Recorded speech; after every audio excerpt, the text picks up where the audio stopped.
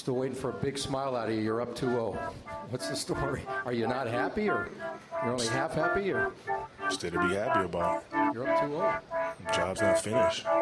Job finished? I don't think so. Welcome, ladies and gentlemen, to Rick's Blazin Takes. You could have been anywhere in the world, but you here with me. I appreciate that. So without further ado, let's get right into it. SimWorld, what it do? Tuesday, we back, baby. Another day, another dollar. Let's get to it. If you're on your way to work, happy work day. If you're at home in your bed, I'm a little jelly. Anyway, Rick Blazin Takes. We're on a Tuesday, and I'm going to do something. Today's a special show because I'm going to do something I don't normally do on today's show. Today, you're going to watch the baker bake his bread fresh, and that's what I'm doing today. I had a whole different show that was already recorded. I decided, thanks to Trey Hyman, Coach Skinny, and Coach Kuzma, who has me up in the godforsaken early in the parts of the morning, talking on the thread in the KFAB chat. I decided I'm just gonna do the show fresh off today, right now, off the cuff. This is coming at you live. So the baker's breaking his bread now. It's a rosemary bread, by the way. I love a little rose. Get you some rosemary bread. Get you a little EVO and a little garlic and dip it in that and watch the Lord do his work. That's all. All right. So we were talking about what they were talking about. LeBron. I'm not going to spend a whole lot of time because I do want to get into the games that's happening today. But, you know, they was talking about LeBron James and the different version of LeBron. So I'm gonna break LeBron James versions down to maybe 3, maybe 4 iterations, from rookie to before he went to Miami. That's version number 1, and then Miami is version number 2. So I guess we're talking about 4 versions, and then the coming home back to Cleveland, Bron is version number 3, and then the Lakers iteration of Bron is version number 4. So you got 4 iterations of Bron that has played and is still playing in the NBA. And we were just saying, just think about how magnificent. I know all the talks about who's greatest, who's that. Cool. I ain't want to get into all of that. I just want to focus on this part. Think about how great this guy is. Well, 4 versions of LeBron are all Hall of Famers. This man, one career. If I divide them to 4 separate parts and just take the statistical information from those 4 separate parts individually, those are 4 different people's Hall of Fame's resume.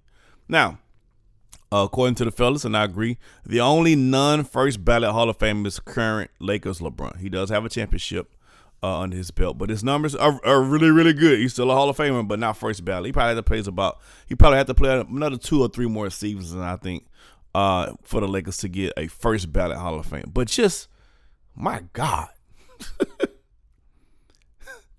The career he had in Cleveland from a rookie year to before he left Miami, if somebody named John Doe had those numbers and those stats, he would be in the Hall of Fame. The career he had in Miami, just a Miami run with 3 rings and all the numbers he put up, if Jimmy Hoffa, that's not a real person's name, Jimmy Doe had just Miami stats, he would be in the Hall of Fame. When he came back, left Miami, went back to Cleveland, his Cleveland run, including the championship and those numbers, if David Sebastian had that, he would be in the Hall of Fame. And this current iteration of Bron, the Lakers Bron, I think he's still in the Hall of Fame. He still has a ring. I just think his numbers are probably not as up there with the other versions of Bron. So he's not first ballot, but if he plays another 2 seasons, yeah. That's just crazy. Anyway, I just thought, thanks guys for giving me I just completely made a complete nosedive from my initial thing. So anyway, that's cool. I'll save it for another day. But we got some games going on Tuesday. We back in action. We back. The boys are back in town. We are back in stride again. And let's get into Tuesday's action. I'm going to give you the games that is coming on today, and I'm also going to give you my predictions. We have 1, 2, 3, 4, 5, 6, 7 games going on today. Originators versus AT Aliens. Originators reminds me of the old album cover. of I forgot what group that was. Maybe it's the Ghetto Boys. We can't be stopped. And that's the point I'm trying to get. We can't be stopped. Originators is We Can't Be Stopped. They beat ATLiens. I predict that. Got them 5 in Cascadia. Cascadia really needs this game. They really need this game. I'm going to say Cascadia pulls out the upset. They need it that bad. Indy versus Asia Pacific. This is a really tough game. Asia needs this game to keep stride. I'm gonna have Asia pulling this off this upset too. We'll get back to India in a minute. Beyond BTA versus South Africa, BTA all day. That might be a massacre, ladies and gentlemen. Gulf Coast Lockdown versus Lone Star. Lone Star been struggling. I think they right this ship. So I got a lot of these a lot of away teams winning.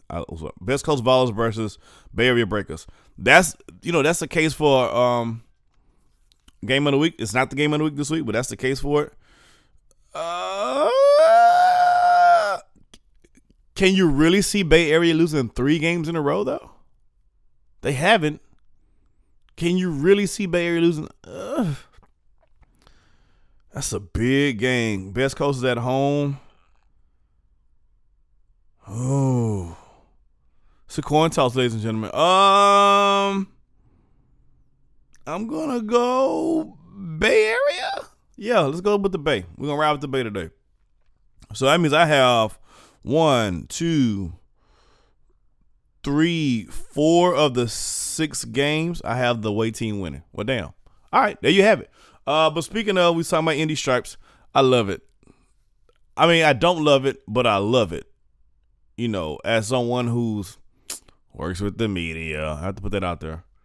I'm affiliated with the media. The Indy Stripes was like Christmas in July. I just put in the threads on the Hard in the Paint. They're literally Christmas in July. They're the gift that just keeps on giving. And now, of course, Bernard's gonna be the first to say, "Oh, y'all, what, man? Look, we don't do this. We don't tell your players to say what they say. We don't tell your teammates to say what they say. We don't tell you to come in how you comment." It's to kind of piggyback off what Mark says. It's like y'all getting at us reporting what's already happening. We ain't making up stories. I don't trust me. People are not on my mind enough to make up a whole story about them. Like, you got to be engraved in my mind. No. I got big things to do. But the Indy team is they're just imploding in front of our eyes. And as a media member, it's Christmas in July. This reminds me of a time when I was a high schooler, and one summer I went to TSU to live on campus for a few weeks as a summer program. Boy, I've seen some of the baddest women you ever. Anyway, as a high school student, but I remember I made friends with a couple of football players from Texas Southern, and they taught me this trick about vending machines, specifically Coke vending machines. So I don't know about now, but then, the Coke vending machine, the canned Coke vending machines, where you don't know what you may not know. What I found out inside the interworkings of a Coke can vending machine, there's a clip basically that holds the Cokes in place. So when you pay your money, it releases the clamp that allows the Coke to fall down. Well, the football players taught me if you tilt the Coke machine forward at about a 45 degree-ish angle and just tilt it a bit, the clamp will release automatically and the Cokes will just start falling out. That's what the Indy Stripes are to me when I think about them. They are that Coke machine that you didn't know that's how it was going to work. But once you find out, you tilting that mug every single time you get thirsty. Like, they're just ready to pop. Every time you see Indy, you just punch in a keyword, and then they're going to go bananas for you, kid. They are the Coke machine. They are Christmas in July. I'm so happy. I'm so proud. Thank you, Indy. What a time to be alive. See y'all tomorrow.